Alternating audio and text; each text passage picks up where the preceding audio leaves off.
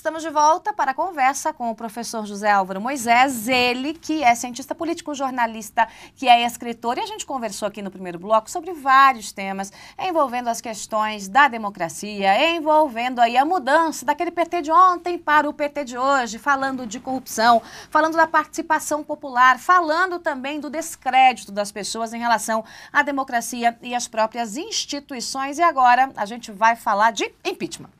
Esse é um assunto que não tem como fugir, né, professor? Porque teve um momento em que ele estava mais palpitante, né? Em qualquer círculo se falava a palavra impeachment, numa conversa de botequim, na esquina ou nas altas corporações. Ah, mas ou vai ser ou não vai ser empichada a presidente Dilma.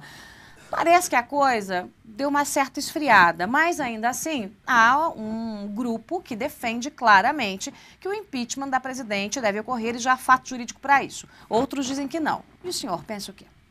Olha, a minha opinião é a seguinte: o impeachment na democracia é uma medida, digamos assim, extrema, não é, que você toma numa circunstância em que não tem outras alternativas.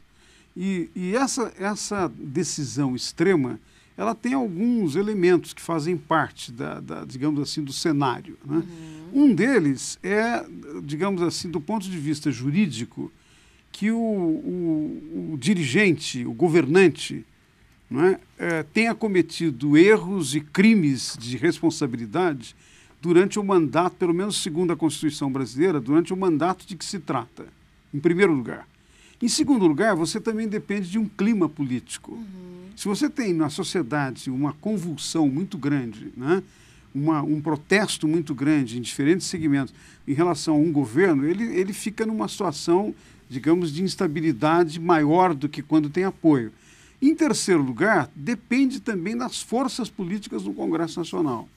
Se nós olharmos esses três elementos, eu diria o seguinte: não está claro que a presidente Dilma cometeu crimes de responsabilidade neste mandato, embora tenha um debate que eu acho que tem que ser levado em consideração, não é? E que, como nós temos o sistema de reeleição, eventualmente desvios ou erros ou crimes cometidos no mandato anterior, digamos, se transferem para o atual porque tem uma conexão. Isso não está inteiramente claro na Constituição e eu tenho a impressão que alguns juízes estão debruçados sobre o tema e não existe ainda uma conclusão clara sobre isso. Em segundo lugar, a questão do clima na sociedade. Eu acho que houve protestos significativos, importantes, mostrando que um segmento da população insatisfeito quer o impeachment. Mas eu diria que você não tem suficiente força no Congresso Nacional para que isso seja levado adiante. O próprio presidente da Câmara dos Deputados, o deputado Eduardo Cunha, diz: olha, eu não vejo condições, não vejo clima e não vou colocar isso em votação. Então, é preciso olhar a questão, a proposta do impeachment nesse contexto. Talvez seja prematuro nesse momento, essa é a minha opinião. Não é?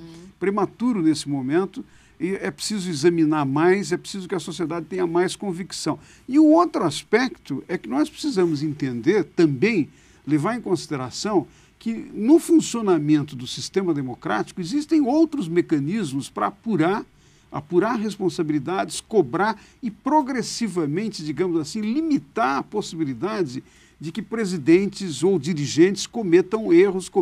E quais são esses? É o funcionamento do Ministério Público, quando é o caso, acessar a Justiça Federal. Que é o crime comum, né? Quando se comete, o presidente pode também ser julgado por crime comum. Crime comum e também, principalmente no caso do exercício, crimes de responsabilidade. São as pedaladas, né? São umas pedaladas às avessas. A pedalada foi o nome que se batizou, mas não é bem uma pedalada, é outra coisa que aconteceu. Mas aí são duas coisas. Tem a questão lá da mexida na lei de responsabilidade fiscal, a quebra da legislação, porque a presidente sabia no ano passado que cometeu crime de responsabilidade e para não enfrentar o crime de responsabilidade, porque não fez superávit, na lei diz que tem que fazer superávit, aquela economiazinha, já expliquei para você, é para pagar os juros da dívida. Então, a presidente tem que pegar todo o dinheirinho, pagar todas as contas, guardar um tanto do dinheiro e pagar os juros da dívida pública para a dívida não crescer mais. Ela não só não pagou, como gastou mais do que devia. Não pode, tá dizendo não pode não tem jeito. Aí ela foi e fez isso, né? Feriu a LDO. Aí o que ela fez? Ela mudou a lei. Então pronto, mudou a lei e acabou. Veja, ela mandou uma proposta de lei para o Congresso e o Congresso aprovou. Sim, né? Quer dizer... O que significa que, desse ponto de vista, você teve aí uma conivência, né? Uma articulação... É uma simbiose para rasgar a LDO. Exatamente, né? porque de fato adulterou o que tinha sido a votação do próprio Congresso. Né? Então, desse ponto de vista, você tem razão, não são pedaladas apenas, é mais do que isso. Né? E isso, evidentemente, tem que ser examinado, tem que ser verificado. Cabe, em parte, ao Congresso Nacional, ao próprio Congresso examinar, porque na democracia, quem é o grande controlador, o grande, digamos assim, o organismo que monitora o executivo, monitora para controlar, para fiscalizar, para saber se está cometendo erros, está pisando na bola, como se diz, não é? Em geral, a casa ao lado, né? O legislativo. O eventualmente abuso é o legislativo. Para isso, o legislativo precisa ter autonomia, precisa ter independência. Eu acho que aqui nós tocamos numa questão extremamente importante, que é da estrutura do chamado presidencialismo de coalizão. O presidencialismo de coalizão no Brasil, que é uma coisa que presidentes que não conquistam maioria do seu partido para governar tem que formar uma coalizão. Isso é uma coisa comum, isso faz parte do sistema democrático no mundo inteiro. Mas, em geral, a coalizão é formada em outros países com uma negociação, com uma discussão pública. E mais republicana, né? Não precisa vender a alma, né, professor? Sem vender a alma, sem buscar benefícios em troca simplesmente do voto. E os acordos são apresentados para os eleitores, para a sociedade. Né? Então, como nós não temos tido isso, e muitas vezes o PT volta à discussão dos aspectos antidemocráticos do PT que você mencionou antes. Como o PT, na manutenção da coalizão, sempre quer ter mais ministérios do que os outros, porque uma das regras da coalizão no sistema proporcional é que você respeita a proporção de cada partido e dá participação, pelo menos proporcional a ele, não é? No governo. Agora, o PT, em geral, assambarcou mais ministérios, o que desequilibra a coalizão e deixa numa situação de instabilidade. Isso já tinha acontecido no governo Lula, o que, aliás, o levou, no primeiro mandato, a usar o mecanismo do mensalão. Não é? Às vezes ocorreu também no segundo mandato, embora eles tenham corrigido no segundo mandato de Lula, não é? E aconteceu no primeiro mandato da presidente Dilma e agora no início. Então, isso dá uma estabilidade para a coalizão que leva a que você tenha uma série de mecanismos que, na verdade, transforma, como alguns críticos têm chamado a atenção, a uma espécie de presidencialismo de cooptação. Você coopta segmentos, partidos, forças para apoiar, nem sempre em torno de programas que interessam a opinião pública. O que é que o partido X ou Y vai fazer no Ministério, por exemplo, da Defesa, ou no Ministério do Transporte, ou no Ministério da Educação? Isso precisa vir a público, precisa ser dito para a opinião pública. A democracia é o sistema da transparência. A única maneira que nós temos de acompanhar e eventualmente controlar e não imaginar que nós somos crianças em casa, infantilizar os cidadãos não podem nada, a única maneira é se houver informação, debate público e as nossas instituições abrirem essa possibilidade de intervenção. E começar a ensinar desde cedo o que é a democracia e o que são as instituições, né, professor? Quer dizer, como é que funciona? Vamos começar a ensinar a criança na escola?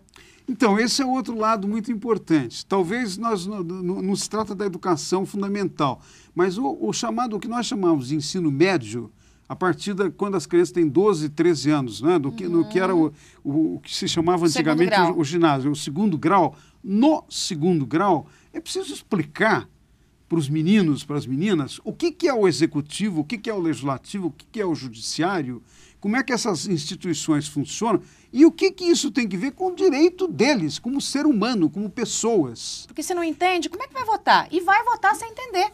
Talvez uma pesquisa mostrasse que da molecada de 16 anos, aí se você perguntar o que faz ser o deputado estadual, ser o deputado federal, ser o senador, ele sai correndo. Não, muitas vezes nas nossas pesquisas da USP nós temos perguntado, e isso é mais ou menos geral, mas os jovens não sabem bem. Não é? Então, é preciso ter em conta na sociedade que a educação tem um papel extraordinariamente importante de informar, trazer para dentro do sistema democrático as pessoas, mostrar para elas que elas têm direitos, que elas podem reivindicar, que tem mecanismo, que tem a Defensoria Pública, que tem o Ministério Público, que ele deve bater na porta do partido com o qual ele se identifica e dizer, vocês não podem decidir sozinhos, nós queremos participar. Quer dizer, estas coisas têm que ser ensinadas. Ninguém nasce sabendo.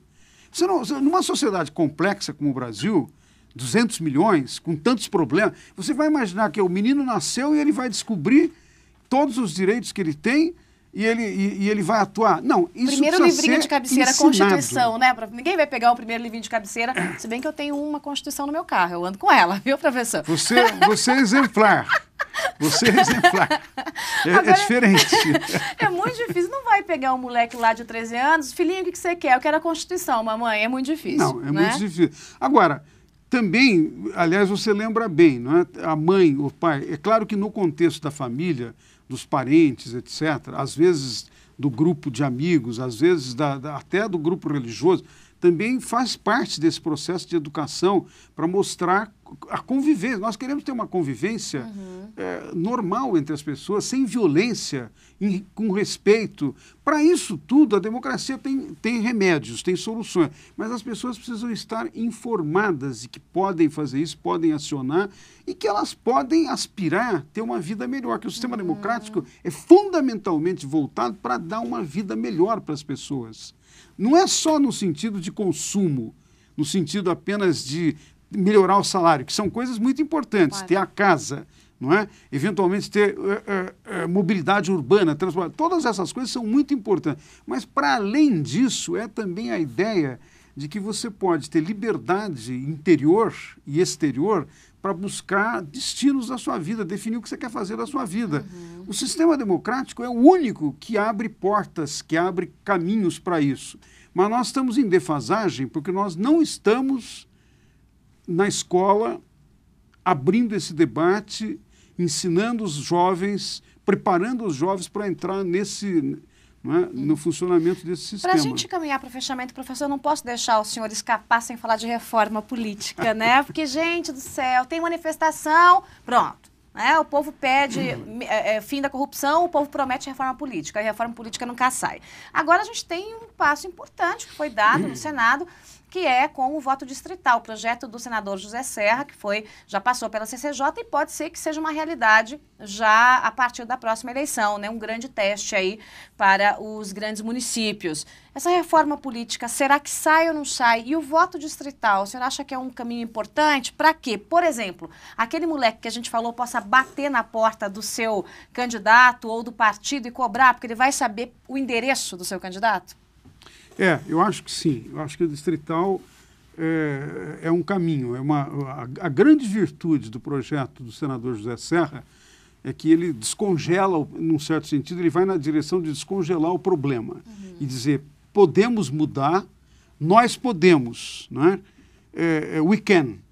Não é? Nós podemos mudar, existem recursos para isso, existem propostas para isso.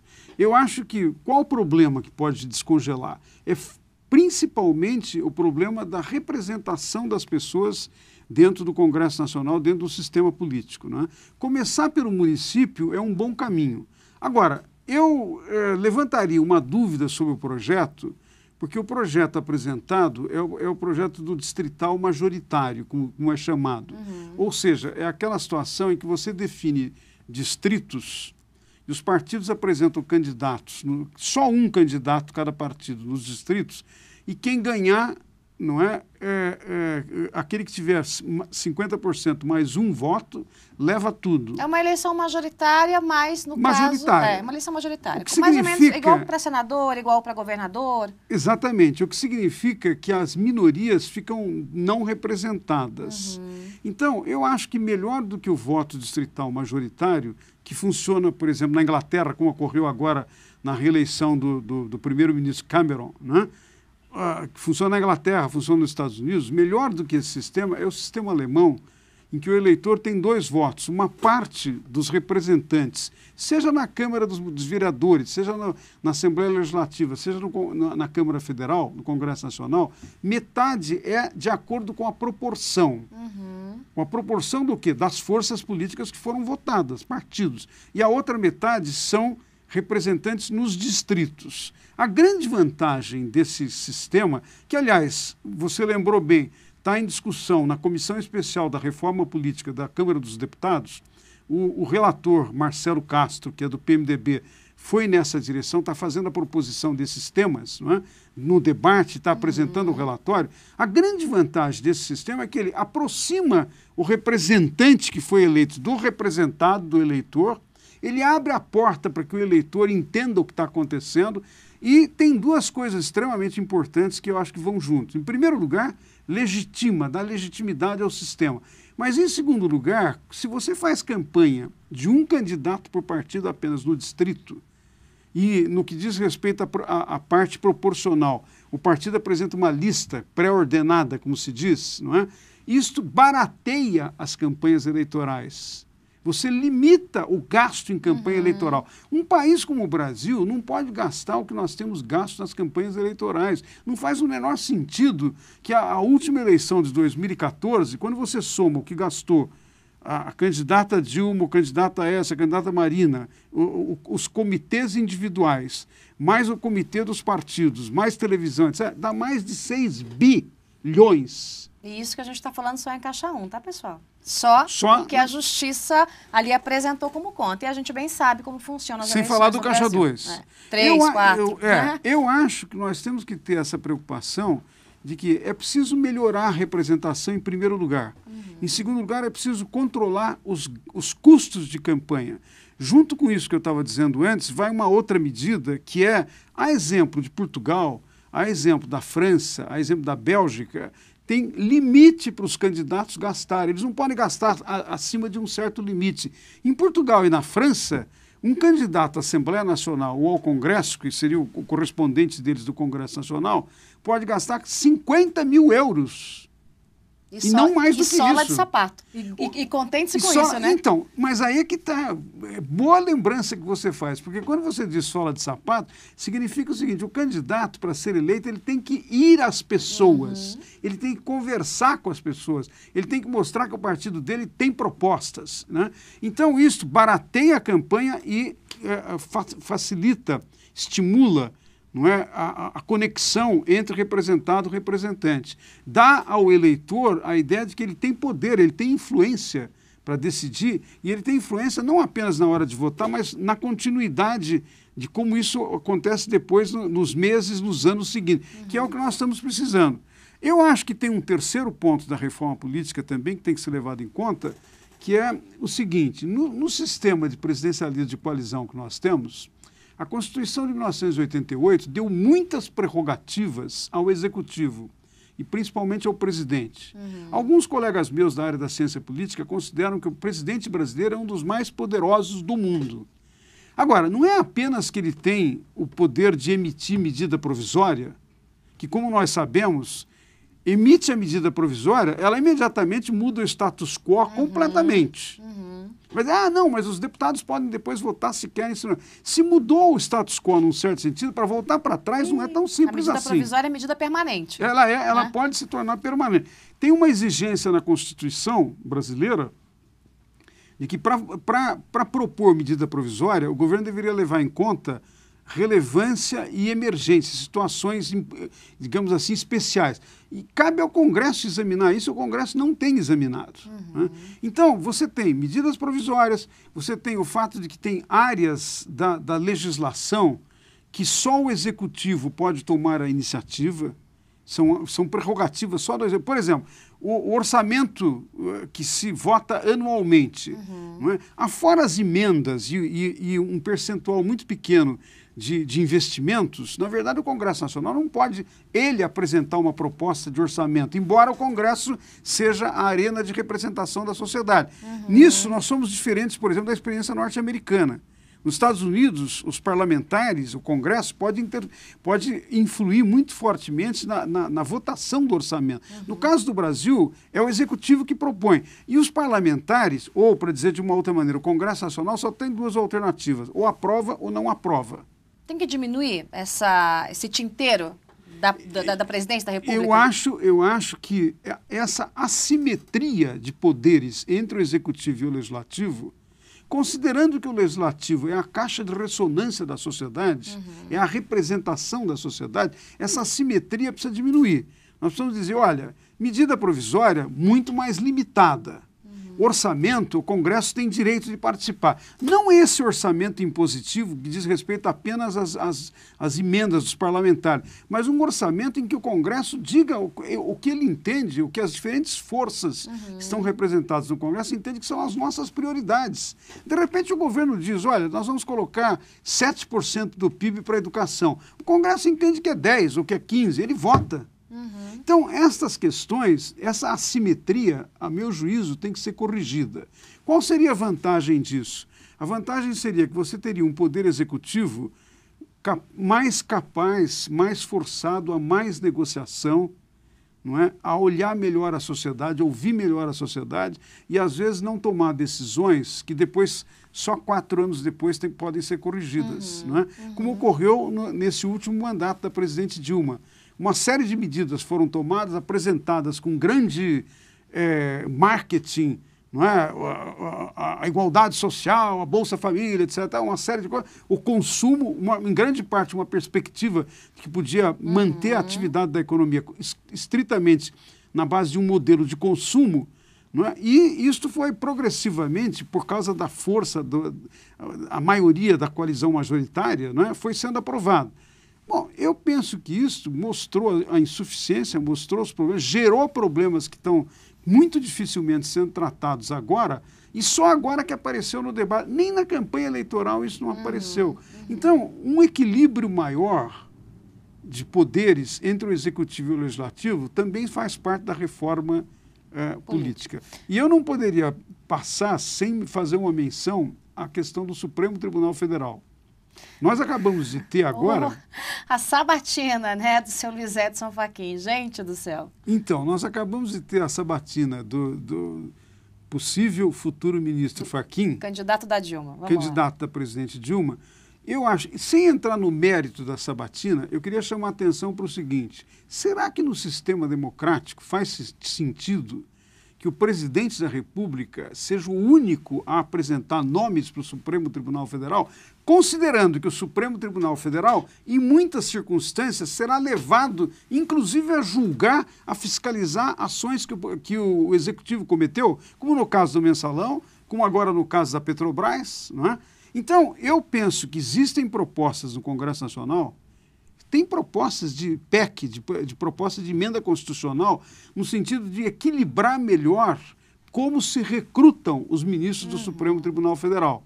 Por exemplo, uma das propostas leva em consideração, ou pelo menos propõe, não é, que não apenas a comunidade jurídica, eventualmente as instâncias superiores da justiça brasileira, possam fazer uma indicação de nomes para ser examinado no Congresso. Mas também o próprio Senado Federal e a própria Câmara dos Deputados, sempre tendo em vista que são a representação da sociedade, possam fazer propostas de nomes que vão ser debatidos no Congresso e só aquele que depois tenha maior número de votos favorável, o presidente nomeia.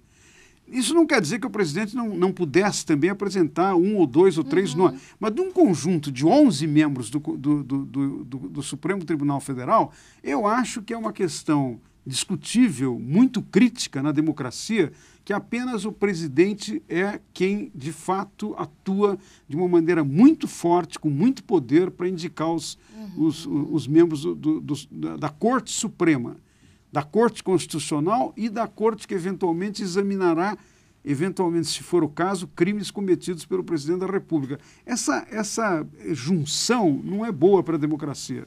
Para fechar, professor, a gente vê um governo que está esfarelando, né? O governo Dilma, caindo aos pedaços, né? Se é que ainda dá para colar alguma coisa ali dentro. A gente vê, como o senhor disse, uma oposição fraca, né? Fazendo mais ou menos a política do vagalume. Acende um pouquinho, apaga um pouquinho. Nisso tudo, né? E em conversas sobre impeachment, sobre eventual renúncia, o que não deve acontecer, mas, de qualquer forma, são conversas aí que estão no meio da política. Essa oposição fraca, esse governo que está esfarelando, não pode criar um espaço perigoso em 2018 para um grande aventureiro? Pode criar, sem dúvida. Eu acho que é uma preocupação absolutamente central nossa. Nós temos que, nesse momento, por isso que o debate, a discussão, como se está fazendo hoje aqui, é absolutamente necessário.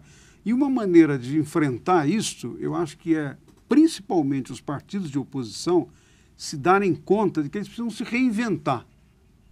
Eles precisam, de alguma maneira, buscar um outro perfil, não é, de atuação. Isso, em parte, está ocorrendo em alguns casos. Veja que o PPS e o PSB, não é, estão tentando também trazer o PV, estão caminhando na direção de uma fusão, para ser um partido que eles consideram de esquerda ou de centro-esquerda, com um pouco mais de peso, capaz de oferecer alternativas. Também os democratas e o PTB estão buscando uma fusão. Quer dizer, eu acho que os partidos têm que se dar conta de que eles têm que ir à sociedade. Eles têm que voltar à sociedade. E tem que, ao voltar à sociedade, dizer, olha, quais são os nossos principais eixos? Nesse momento, todos nós sabemos, a coisa mais importante é retomar o crescimento. Mas retomar o crescimento não é uma palavra mágica. Tudo depende do modo como você faz, que forças econômicas na sociedade vão ser mobilizadas, como é que nós vamos poder, de alguma maneira, voltar a criar riqueza, inclusive para distribuir, para melhorar a renda, melhorar o salário. Bom, muito bem, sobre estas coisas, eu acho que a população brasileira, os eleitores brasileiros, querem ouvir não só o que o governo está propondo, está fazendo no Congresso Nacional, mas querem ouvir a oposição. Então, uma maneira de enfrentar e de evitar, como você disse, eu acho que caracterizando muito bem, com muita propriedade, o risco que nós podemos ter de aventura em 2018, para evitar isso, as forças democráticas têm que, de alguma maneira, apresentar uma outra solução. Veja que isso remete para uma outra questão, nós não temos tempo para tratar de tudo, mas os problemas vão aparecendo. Eu digo, as forças democráticas. Pois bem, esse é um dos problemas que nós estamos tendo no Brasil. Nós temos poucas lideranças democráticas que possam se oferecer como alternativa. Aparece uma aqui, outra ali. Na campanha eleitoral teve o desempenho, o protagonismo da Marina Silva, mas depois, para surpresa, pelo menos minha, ela desapareceu do cenário. Murchou. Teve um certo desempenho também, protagonismo, que cresceu muito na campanha, o candidato Aécio Neves, e ele tem tido uma atuação no Congresso, mas eu acho que, além disso, nós precisamos de que os mais jovens sejam chamados para participar da vida política, apareçam nomes novos, não é? Os diferentes partidos apresentem estadistas que vão se transformar, estadistas a vir a ser, que querem, de alguma maneira, olhar os problemas que nós estamos vivendo nesse momento e oferecer perspectiva de médio e longo prazo, de futuro, para os nossos filhos, para os nossos netos. Quer dizer, a política não pode ser apenas a tentativa de solução imediata da conjuntura. A política tem que oferecer um projeto para a sociedade, ou mais de um projeto, né? Tem que oferecer perspectivas em que as pessoas percebam que vale a pena se engajar, que é interessante você, não é, gastar uma parte do seu tempo, do seu esforço. Quer dizer, participação política tem um custo. As pessoas, para participarem, têm que gastar tempo, têm que se locomover, às vezes lugares distantes. Não é? Mas isso vale a pena, as pessoas acham que vale a pena quando a política oferece essa perspectiva. Eu acho que para nós evitarmos os estrangulamentos e os riscos, não é?